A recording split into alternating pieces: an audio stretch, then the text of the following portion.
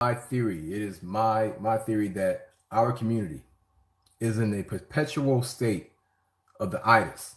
So real quick in the chat, tell me what the ITIS is. If you're familiar with the ITIS, tell me what the ITIS is. If you have no idea what the ITIS is, type 6. 6, she says she doesn't know. All right, here we go. Get sluggish and sleepy. Falling asleep after eating. Exactly. Exactly. Now, so the itis is a popular term in the black community. If you want to learn more about it, go watch the episode on the Boondocks called the itis. But essentially, what the itis is that when you eat a large meal, people tend to get sleepy.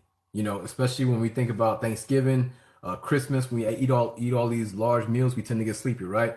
Well, when you ask people what's the cause of the itis or what causes the itis, people will say it's the tryptophan, it's the certain protein, the serotonin, and all those things. But that's not true.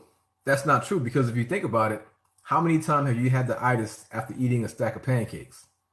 How many times have you had the itis after eating like a huge bowl of rice with some kind of like sauce on it or something like that? What the itis is your glucose, your blood sugar, skyrocketing very high, followed by insulin having to compensate. When your blood sugar has to go that high because of the simple carbohydrates that you just took in, and insulin has to do the same thing and compensate for it, you need to understand that that is extreme metabolic chaos for your body. So your body is in a physiologically chaotic situation.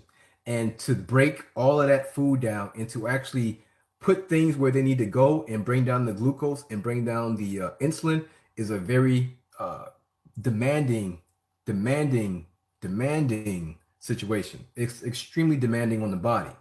And so when the body sees that happening, your body's like, this mother,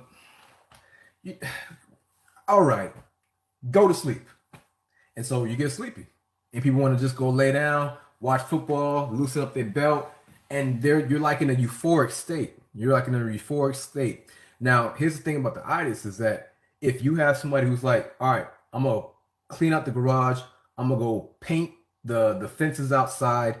Then after that, I'm gonna start my organization, and then I'm going to go ahead and do all the bills for the month. They can say all that stuff, but once they eat and they get the itis, all their dreams and goals and ambitions are out the window.